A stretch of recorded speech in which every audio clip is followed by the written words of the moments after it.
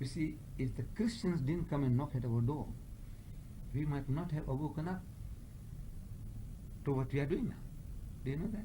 It's the Christian who woke us up. As a young man, when I left school, I worked at Adams Mission Station, outside Amazon Todi. Adams Mission Station, Adams College, built by an American for Africans. Across the valley from this institution was the shop where I was working. And the missionaries, what the training that they were getting, were experimenting all what they learned on the people working in the shop. All the young men just left school, cheap labor. So they come along into the shop to buying bread, rice, sugar, flour, and at the same time they say, Muhammad had so many wives. So I know nothing about that. I knew nothing about that. He says, Muhammad, he copied his book, the Quran, from the Jews and the Christians. I know nothing about that. He says, Muhammad spread his religion at the point of the sword. He forced people to accept Islam. So if you don't accept Islam, you chop off your head. I know nothing about that.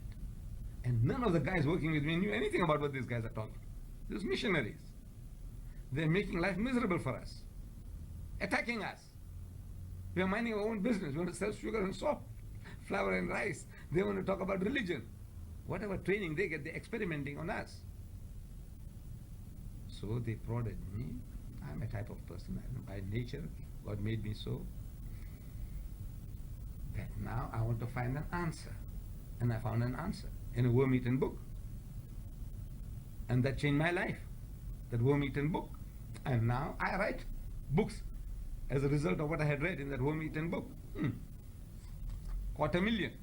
I've reached 250,000 of this. 250,000 of this. For my community, it's a stupendous figure. Yeah, continuation, volume 2.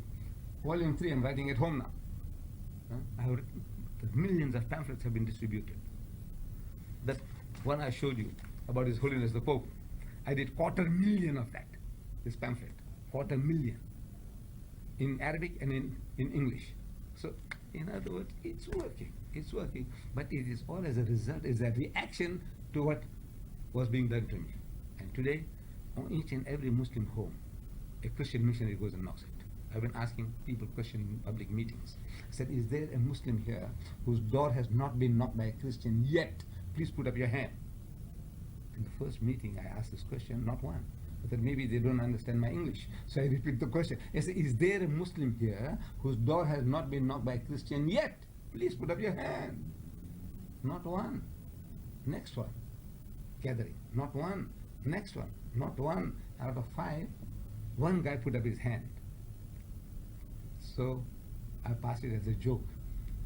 I said, you see, this man must be living in an ivory tower or somewhere in the basement somewhere, that somehow the Christian escaped him. It was a joke. Again, another series of meetings, another 5, another guy also.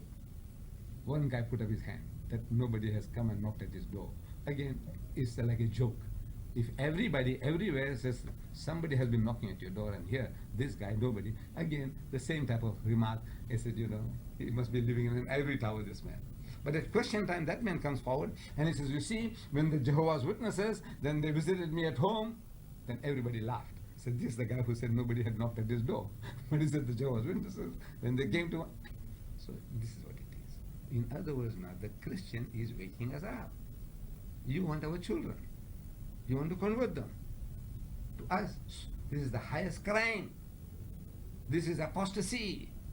See, it is the highest crime. That means now, from the worship of the one true God, you're going to take away my child to go and worship Jesus Christ, a human being like myself, a great man, a mighty messenger of God. But he says, no, he's not a God himself. He's to be worshipped. He says, now, that's my child will do. And as such, we believe he'll go to hell. And his children will go to hell. He is more dangerous. That missionary is more dangerous to me and my people than the Russians in Afghanistan, or the Jews in Palestine, or the Russians in Chechnya, or the Bosnians, there's the Serbs in Bosnia. The guy who steals my faith is more dangerous from the Islamic point of view than the guy who takes my life. Because if he takes my life, I go to heaven. The Pathan, the Afghanistan people, if they die at the hands of the Russian, we believe they'll go to heaven. If the Jews kill the Palestinian, I said the Muslim will go to heaven. You see, if the Serbs kill the Muslim, I said they'll go to heaven. If the Russians kill the Chechens, I said they will go to heaven. But you taking my child, my child will go to hell. So you are more dangerous. Stealing my faith is more dangerous to me than stealing my life. Is it dangerous enough to use force against? No. We talk. Let us talk. And we believe in talking. We have been talking. For the past 40 years I've been talking. City Hall of Durban, Johannesburg, Cape Town. I'm talking. And do you believe me, in 40 years, not a single person has thrown a rotten tomato at me or a rotten egg. Do you know that? And the most sensitive topics, most controversial topics, was Christ crucified? 1,200 million Christians say yes, 1,000 million Muslims say no. Where lies the truth? You be the judge. And no incidents. No incidents. One meeting, same topic, between many papers of the Dutch Reformed Church and myself at the Green Point, like 30,000 people gathered to listen to both sides. And no incident. Look, in other words, we are mature enough to listen to each other's points of views and make up our minds. This is what we want, which Islam expects. Then if you gag me, then I have a right to fight. Then I have to find ways and means to topple the government, even physically, even with guns and grenades. But if you give me religious freedom, give me a chance to talk, that's all. Give me opportunity to talk. Don't gag me. Because when you gag me, I might explode. So don't gag me. And we give you the same opportunity. We don't want to gag you. Talk to us. Reason with us and we will reason with you. And by that process, if we reach a conclusion that Islam is the way, which we believe it is, then let's be one in this fellowship of faith. There's a lot of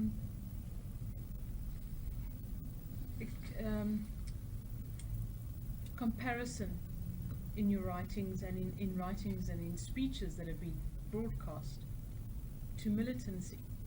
And the one says by the Ayatollah Khomeini, I picked up this quote, jihad must triumph.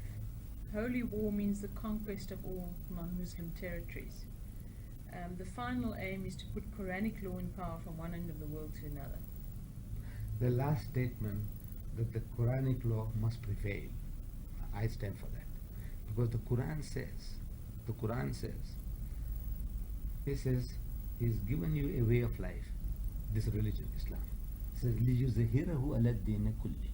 A way of life, a deen that is to master, overcome and supersede them all, kulli. Whether it be Hinduism, Buddhism, Christianism, Communism, Judaism, every ism, Islam is destined to master them all. H.G. Wells, the American historian, in his book The Shape of Things to Come, he says that Africa is a fair field for all religions, but the religion which the African will accept is a religion which best suits his needs, and that religion, everyone who has the right to speak on the subject says, is Islam. George Bernard Shaw, the great British playwright, George Bernard Shaw, he said, if any religion has a chance of conquering England, nay Europe, within the next 100 years, he said, that religion is Islam.